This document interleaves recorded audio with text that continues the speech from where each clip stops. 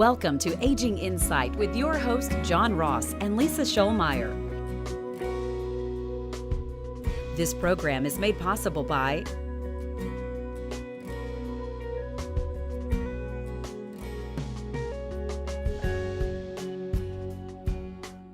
Welcome everyone to another episode of Aging Insight. I'm Lisa Schollmeyer and I'm here with John Ross. We are elder law attorneys in our area and we bring Aging Insight into your living room so that you can get great information about retirement, health, housing, financial, and legal topics that affect you as a senior adult. Yeah, we know that most people, they want to try to avoid going to a nursing home. They want to try to stay independent, not be a burden on their family, and they don't want to go broke trying to accomplish all of that. And so we know that the fastest way to make all of that happen is to make sure that you've got the knowledge that can carry you through all of that. And you know, when it comes to knowledge, you know, especially in the legal field, Lisa, they change this stuff all the time. Right. You know, this is all we do, and we have to stay on top of things. Yeah, absolutely. Well, you know, John, one of the number one things that people are concerned about in retirement is money. Absolutely. So, now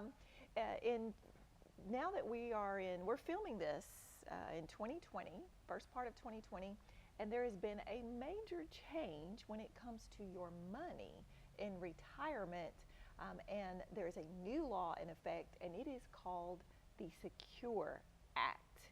So today's episode, we're going to talk about this new law, the Secure Act, and how it affects your money in retirement. That's right. So, you know, the Secure Act is a brand new law. It's probably one of the biggest changes to retirement accounts in the last 15 or 20 years. And it does some good things, it does some bad things, and we'll spend a lot of time on the bad things because that's the part that you really need to know about. But there are some good things in all of this. And this Secure Act, it relates to individual retirement accounts, things like IRAs, 401ks, SEPs, Simples, all of those pre-tax accounts, like maybe you had when you worked and you retired and you rolled that over into an IRA, those sort of things. And this changes a number of things about how these accounts work. For example, last year, in 2019, if you turned age 70 and a half, and I don't know why they come up with these half years, but if you turned age 70 and a half, you would have to start taking money out of that IRA. That's what they call the required minimum distribution. And it's based on your life expectancy. So, you know, however many years you got, you're going to have to take out a portion at 70 and a half. Well, that was last year. They have pushed that up now to age 72. So for anybody that had not turned 70 and a half by January 1st of 2020, you don't have to take any money out of your IRAs now until you turn age 72. And you know, Lisa, I get people all the time, they'll say, you know, I don't want to use that money yet. Yeah. I don't need it. I've got my Social Security or I've got my pension or whatever. And they're asking me, I don't want to have to take that money out because if I take it out, I'm going to have to pay taxes on it. Well, and that's really the whole point, John, is the government knows that when you've saved that retirement money, until you take it out, they don't get to tax it. And so that is the reason for the whole law of a required minimum distribution at a certain age. Luckily, in 2020, we can now push that age back from the 70 and a half to age 72. So you've got another 18 months where you don't, if you don't need that IRA money, you can keep it in the IRA and not pay taxes on it until age 72. That's right. One of the other kind of good changes about it, or something I would think is probably a good thing, generally speaking, if you are under age 59 and a half and you have an IRA, if you pull any money out of that 59 before you're 59 and a half, not only do you have to pay taxes on it, but there's also a penalty. And you know, a lot of young people are afraid to put money back in something like an IRA, you know, if they're 30, because, geez, if they touch it, in the next 29 and a half years, they have to pay this extra penalty, and they might need it for something important. Well, in this Secure Act, they've given a couple of little benefits in here where you can pull out a little bit for certain expenses. Right. So one of the expenses that you can pull some money out of your IRA for is expenses related to an adoption of a child. And so the money that you would normally be penalized on because you took it out as a younger person, you do not get any penalty. Now, John, you do have to still pay tax on Absolutely, it. yeah. So, if you pull it out for an adoption, yeah, you're still going to have to pay tax, but at least you don't get hit with that extra 10% penalty. And if you're got some student loans out there, you can use a little bit of that money to help pay off on some of the student loans. And I think in both of those cases, you're limited to about $10,000 as to what you can pull out.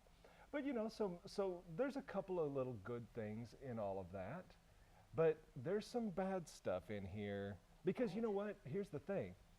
Extending the age from 70 and a half to 72, it doesn't sound like a lot. You know, that's only a year and a half, right? That's a year and a half that people are not going to have to pull money out and pay taxes on them. right. And that may not seem like much, but when you talk about the number of baby boomers out Yeah, there. what is the number? 10,000 people a day turn 65. That's right. So And over the course of the next 20 years, the number of people over 65 will outnumber our generation 3 to 1. That's how many of those baby boomers are out there.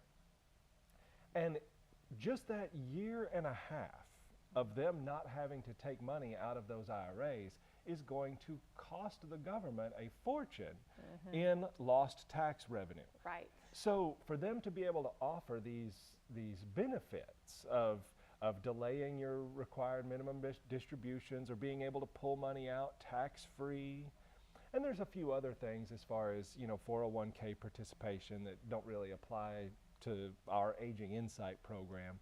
But all of these good things cost money. And There's an offset. there's an offset. There's an offset. So what we're going to do is we're going to take a break, and when we come back to our next segment, we're going to start talking about some of the more negative things that are in the Secure Act that really will have an impact on choices you make with your retirement and IRA money. So stick around.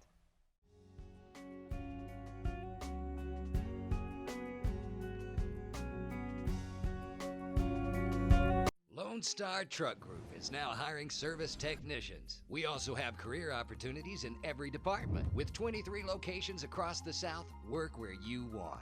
The best product lines in state-of-the-art facilities. Work with the best employees, receiving great benefits, competitive wages, and a safe, clean work environment. Receive ongoing product training for continuous career development. Contact Lone Star Truck Group today and recruit it at LoneStarTruckGroup.com.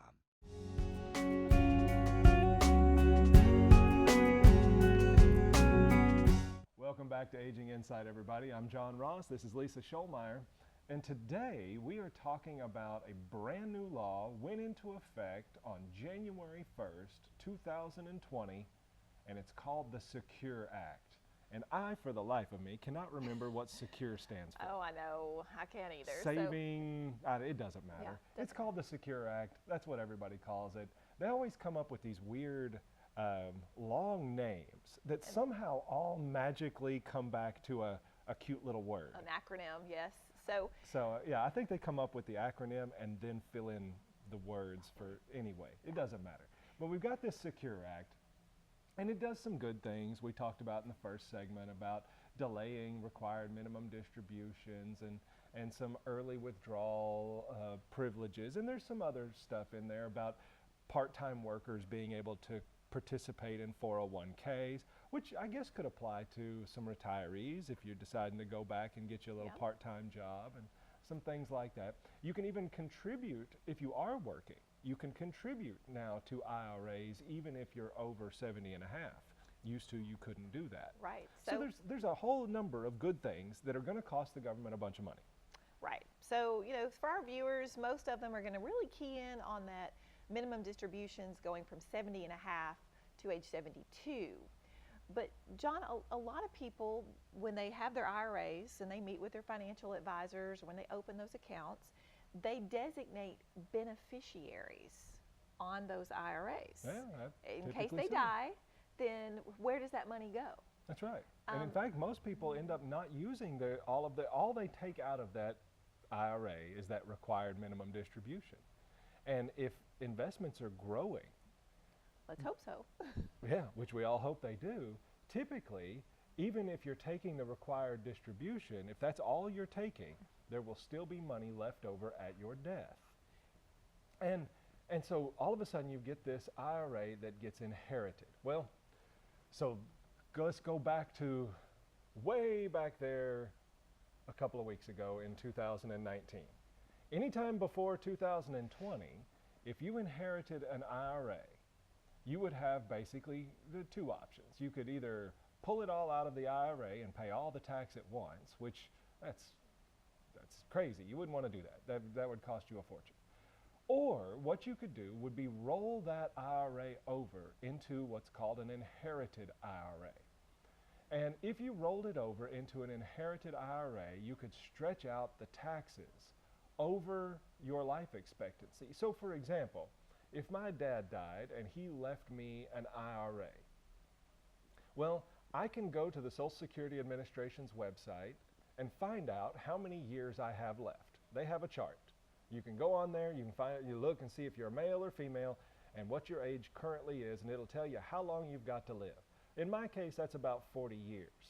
So if I, prior to 2000, had inherited this IRA, each year I would have to take out a little bit, about 1/40th, because that's my current life expectancy.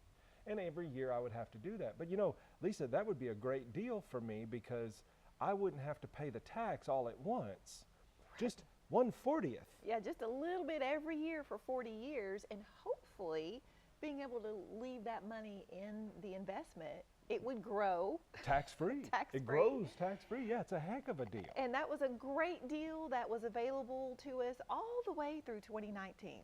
Yep, but it's over. But it's over. So one of the provisions of the Secure Act now limit the time that you can stretch out taking that IRA money. Used to, prior to 2020, you could stretch out the taking out of those funds over your entire remaining lifetime. But now the Secure Act is limiting that stretch where you can only stretch out taking those withdrawals for up to 10 years total. So John, in your case, you just went from being able to stretch out taking that inherited IRA money out from 40 years to 10 years. Yeah. And that means you have a lot less opportunity for investment growth. Yep. Because you're going to have to take a bigger chunk of that money out. And also you're going to have to pay taxes on it. And in 10 years, you're done. That's right. And because you're taking out such a large amount, as opposed to just 1/40th, taking out at a minimum 1/10th, now all of a sudden that large amount could very well throw me into a higher tax bracket, Right. which means not only am I paying tax on it, but I'm paying more tax on it because it's so much more that it's pushing me up into higher tax brackets. So this is a big deal. Now, it doesn't apply to everybody. It applies to most, but not everybody. If the beneficiary of the IRA is a spouse, well, the spouse can still get that rollover. Yeah, they can still stretch it out over the spouse's remaining lifetime. And I guess they figure that for the most part, those spouses are going to be pretty close in age, so 6 of one, half dozen of the other, right? Yeah. But there's a couple of others which are probably important to keep in mind. For example, if you have a disabled child can still roll it over and stretch it out for their life expectancy. If you have a beneficiary that is what they call chronically ill, and the definition's a little weird, but you got to think somebody who's really, really, really sick. That person can stretch it out over their life expectancy, which again, I assume that because they're chronically ill, probably is still short, which is why the IRS is going to let this happen. And if you're leaving it to a minor child, well, the minor child can use it, they can use their life expectancy at least until they get to age 25. And then when they get to age 25, they've got another 10 years to pull it all out. And Lisa, notice I said the child, not a child by age, I'm talking a child by birth. Okay. So this has to be your own child. Right. So anybody that was sitting there going, ooh, I'm going to leave it to my great-grandkids. Yeah. No, that would still be subject to the 10 years. It's a minor child that gets the actual birth child or adopted child that gets that 10-year stretch or the lifetime stretch until they turn 25. Yeah. And then it's 10 years. Yeah, so I know that really sounds, we start going out into the weeds and it really sounds a little confusing, but the issue here is what we want you to know is that things have definitely changed with these IRA accounts, and you should consider your beneficiaries and who you name as beneficiaries on these IRA accounts very carefully because of the tax implications and the income implications for those beneficiaries. So something to be aware of under the Secure Act. That's right. And so when we come back from the break, we're going to talk about a couple of strategies that could maybe save a bunch of taxes and also potentially protect those beneficiaries. And so a couple of good little strategies, stuff you're definitely going to want to know about, so stick around. We'll be right back.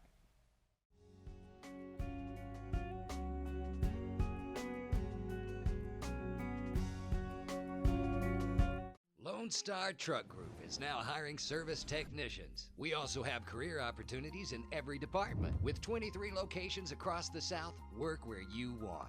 The best product lines in state-of-the-art facilities. Work with the best employees, receiving great benefits, competitive wages, and a safe, clean work environment. Receive ongoing product training for continuous career development. Contact Lone Star Truck Group today and recruiting at LoneStarTruckGroup.com.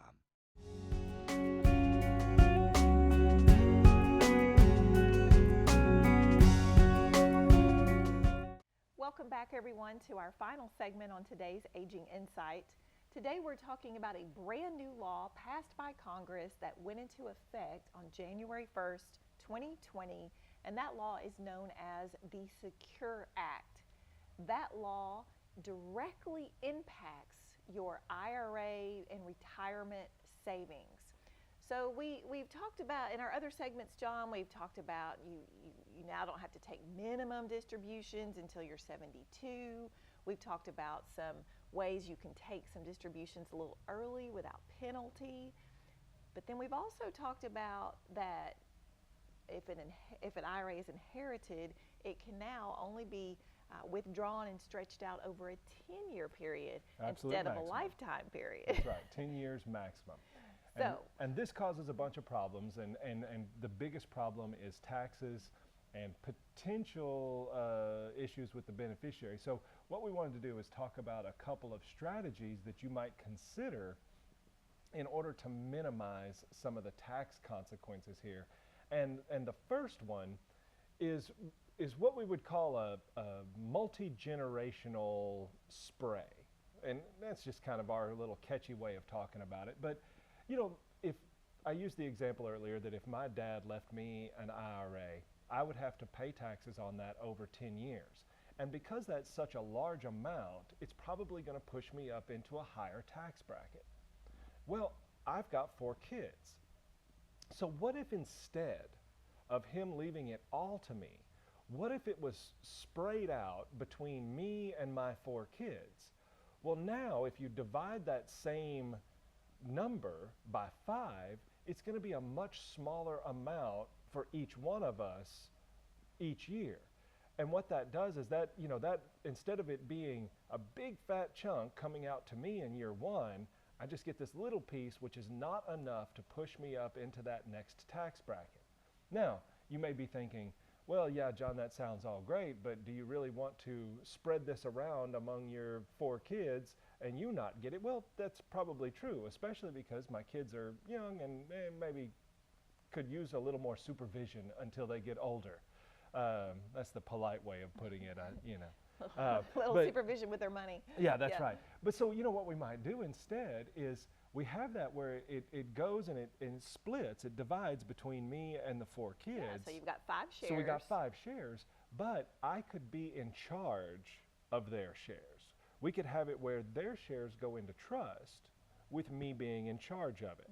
So now it's still kind of like I'm still getting the whole amount, but we're spreading the taxes over this big group here because let's be honest, those kids are going to get all my money anyway, right? I mean, they're already a drain on the wallet. I'm paying for colleges and things like that. So if I can at least have them be taxed on a portion of it, that's going to save a bunch of taxes on all this. Right. So a lot of people just automatically put their adult children down as their contingent beneficiaries on their IRAs, and figuring that those adult children will take care of their grandchildren.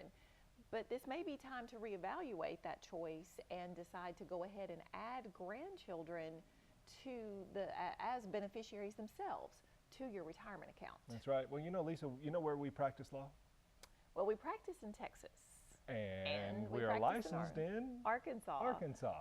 And what's a big difference between Texas and Arkansas? Big difference is income taxes. Texas has no personal income tax, yet Arkansas does and can reach almost 6%. It's almost 7. Almost 7. Yeah. So imagine that now I have a brother, and my dad is going to leave the IRA to me and my brother, 50-50, right? Well, that's all great, except I live in Texas, and he lives in Fayetteville. Okay. And, the thing about that is it's not 50-50 anymore. Right. Because he's going to have to pay an extra 7% in Arkansas income tax. That stinks for him. It's okay for me. But Right, what do you care? That's right, what do I care? But it But- stinks for him. And it probably, but there's actually a kind of a neat thing here. If you leave IRA money to a trust, Right. the trust is governed by whatever state law you name in the trust. Right. So when your dad is considering splitting this IRA between you and your brother in Arkansas, if instead your dad created a trust and the trust stated that it was cited in the law of Texas. That's right. Then now we have a trust that is governed by Texas law, including Texas tax law, and that trust can make a distribution to the brother in Arkansas, but yet there's no income tax. That's right. So now, all of a sudden, that IRA is going still to me and my brother, but my brother not subject to the 7% Arkansas income tax on that inherited IRA because of the way we structured this with a Texas-based trust or a Florida-based trust or a Nevada-based trust, because these are all states with no income tax. So you can plan for that as well. And I think that's a big deal, particularly for our viewers, Right. because we're going to have a lot of people on both sides of the state line, and that's going to impact those Arkansas folks particularly. Well, I think, John, in our local area, we've got a lot of industries that are located on the Arkansas side, people that live on the Arkansas side that, they have a paper mill retirement, a Cooper Tire retirement accounts that have built over their 40 years, and something to think about. Yeah. And one last thing is that to remember is that charities do not pay taxes. And so if you leave your IRA to a charity, the charity actually gets that money tax-free. So if you've got a large estate and you do have some charitable intentions, you could leave the IRA portion to the charity and then the rest of it to the kids, because the rest of it is going to go to them tax-free. Right. So if you've got some charitable intentions, you can definitely designate the pre-tax money to the charity and then leave the rest of it. And there's even some more complicated ways there where the kids can get some of the IRA money for their lives and then the rest of it goes to the charity. So if you've got some charitable intentions, you can definitely save some taxes on those inherited IRAs that way. Well, and if you have charitable intentions, definitely reach out to those charities. They will be glad to help you figure this out and how you can give them money. That's right. And as always, you can always just check out the next episode and find out all kinds of information about this sort of stuff. You can pick up the Aging Insight magazine at your local doctor's office or by coming to our office at Ross & Scholmeyer. You can go to Facebook, check it out there, and you can find all of the past episodes of Aging Insight on the Aging Insight YouTube channel. So lots of places to get information out there. Heck, you can get up on Saturday and you can listen to Aging Insight on the radio on 107.1. That's right. So we're just here trying to give you that information. We hope you learned a little something today about the Secure Act. And if you didn't catch all the details, that's okay. But you need to talk with your financial advisors about any changes you might need to make with your retirement accounts. So we'll see you next time on Aging Insight. Bye-bye.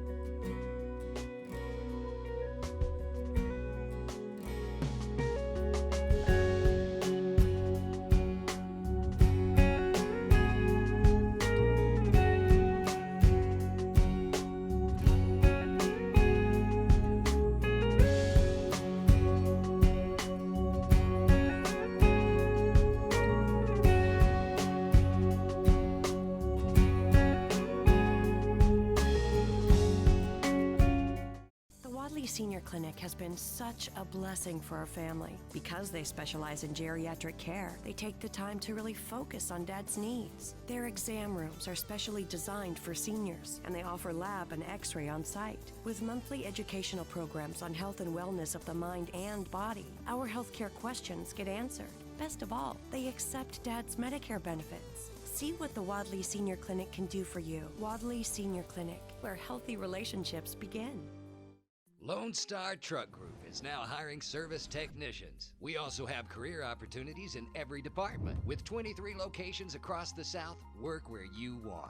The best product lines in state-of-the-art facilities. Work with the best employees, receiving great benefits, competitive wages, and a safe, clean work environment. Receive ongoing product training for continuous career development. Contact Lone Star Truck Group today and recruit it at LoneStarTruckGroup.com.